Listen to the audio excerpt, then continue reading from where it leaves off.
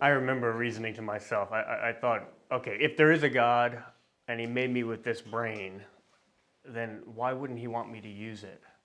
You know, like how can he ask me to take some blind leap of faith if he's the one that created me and created me with this brain, this mind, then surely he'd want me to think about this. And something like someone rising from the dead, it just seemed irrational.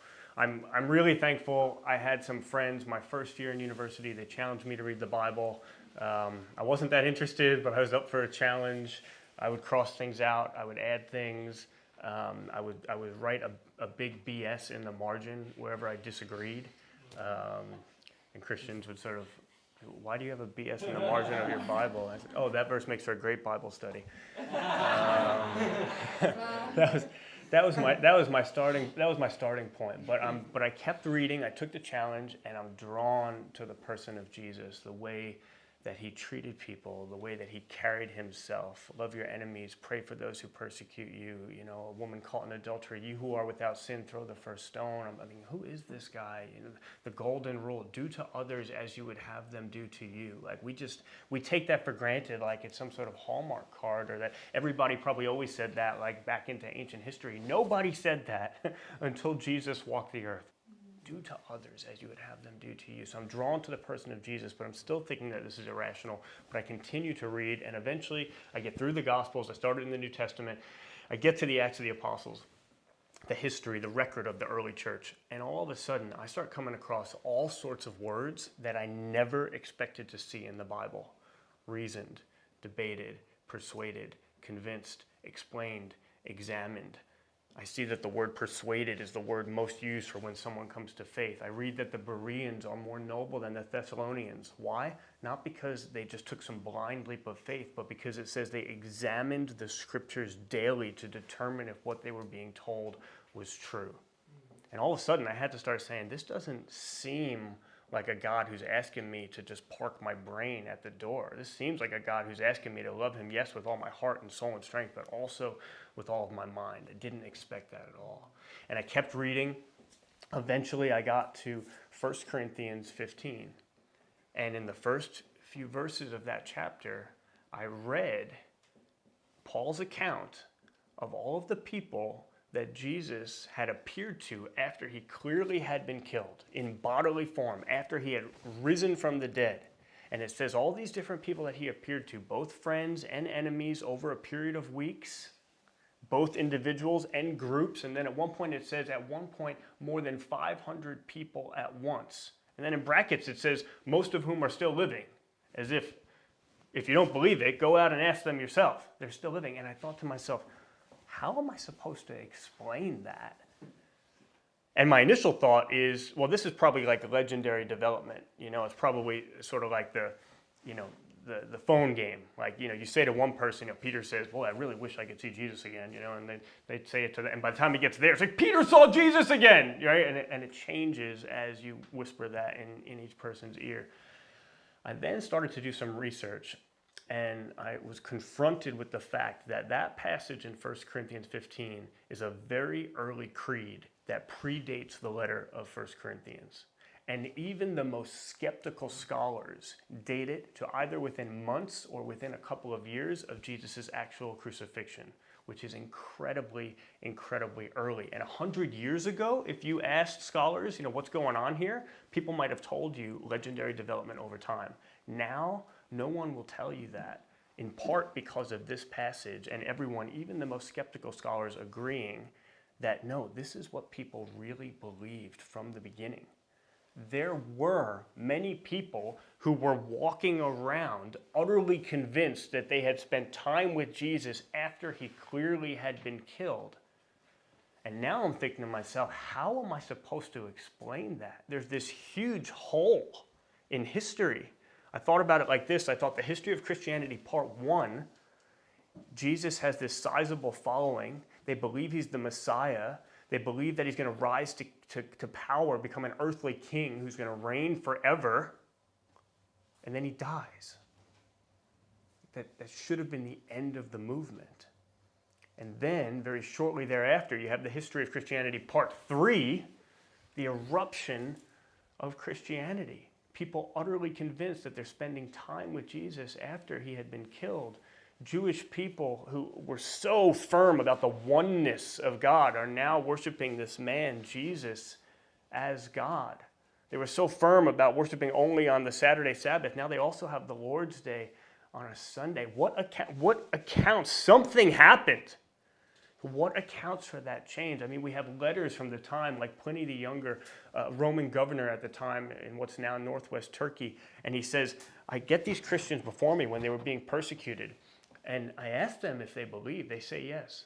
I warn them of the punishment that awaits, their execution, and then I ask them a second and a third time. And when they refuse to deny him, then I'm forced to kill them. Asked a second and a third time, told them what the punishment was going to be. And all they had to do was deny Jesus in word. All they had to do was say, okay, I don't believe. And then go home to their homes and continue to worship him, even for their lives.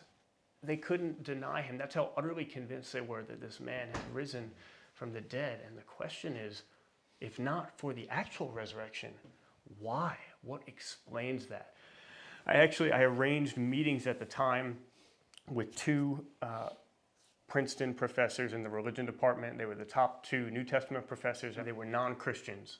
And I thought, okay, I'm doing this research. I'm hearing from Christians. I see how the resurrection bridges that gap from the history of Christianity, part 1 to part 3. But surely if I ask people who don't believe in Christianity, they're going to have alternative explanations from me. So I met with each of them. One of them glanced toward a sort of mass hallucination theory without any conviction or explanation. It's a theory that's riddled with problems. It's not given any credibility in the scholarly literature. Hallucinations are subjective experiences. They don't happen to multiple people at once. It's sort of like me asking you what you thought of my dream last night. My dream, it's a subjective experience. And even if there was a mass hallucination, the evidence in the scriptures, as even just historical text, you have Jesus appearing to individuals and to groups in different regions over a period of weeks. There's just way too much evidence to account for in that way. Then I met with the second professor, and he told me that as a historian, he simply wasn't interested in the question. And there appeared to be this assumption that as soon as we begin to talk about the miraculous, we are in principle no longer talking about history. And I've never been able to understand why he thought he could make that assumption at the beginning rather than following the evidence wherever it led. And I learned two very important things from those conversations. The first was that there's a big difference between intelligence and wisdom. You know, showing up as an undergraduate at an elite university, I kind of just thought, these people are smarter than me, so they're going to have better answers to me, in particular to the deepest, most meaningful questions of life. Not true. There's a big difference between intelligence and wisdom. And the second thing was that criticism without alternative is empty. People were very happy to criticize my emerging belief in the resurrection.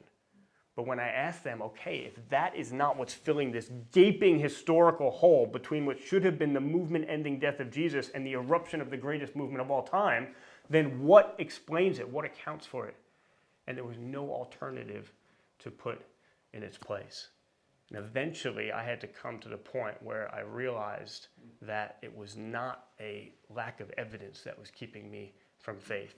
Richard Swinburne, probably the most significant British philosopher of religion of the last 70 years, held the head post at Oxford, published a book in 2003. It's called The Resurrection of God Incarnate.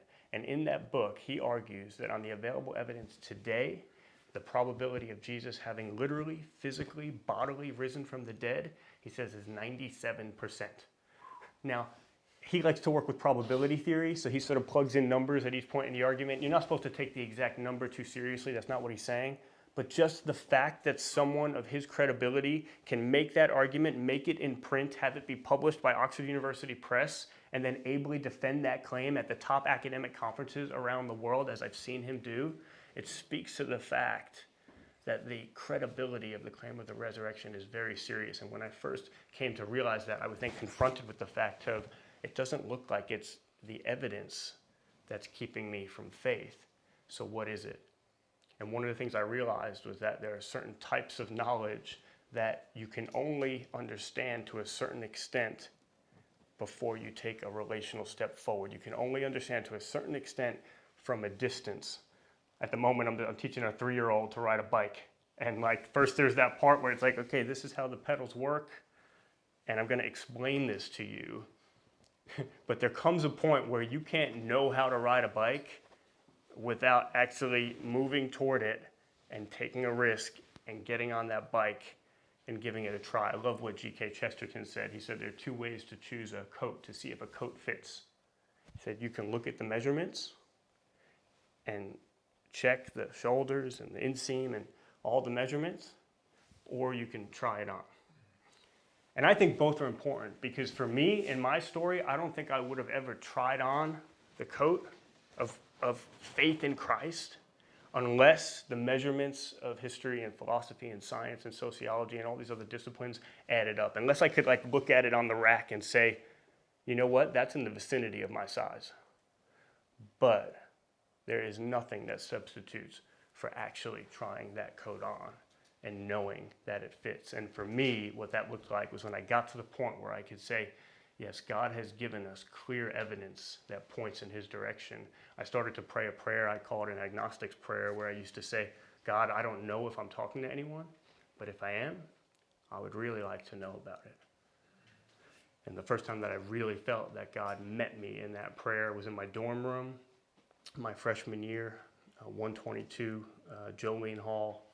Dropped to my knees, surrendered my life to Christ. I just knew by a gift, just a grace from God, in response to that prayer, I just knew that he was real in a way that went so far beyond any of my research or analysis or calculations. And more recently, just to encourage you about the way that God may be pursuing you, more recently I met a woman who heard me share that part of my story. And I don't usually mention that specific room, 122 Jolene Hall, but I happened to. She came down to the front at the end, and she had tears coming down her face, and she said, did you say 122 Jolene Hall? I said, yes. She was about 15 years older than me. She said, well, more than a decade before you, I lived in 121 Jolene Hall. She said, and I spent my 4 years on campus praying for the salvation of the guys in 122 Jolene Hall. Wow. She said, all these years I thought that God didn't answer my prayer.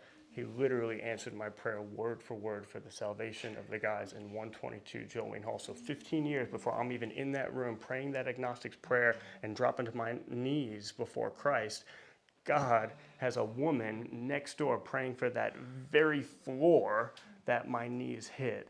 That is the way that he pursues us, not only with our minds, but then ultimately in our hearts.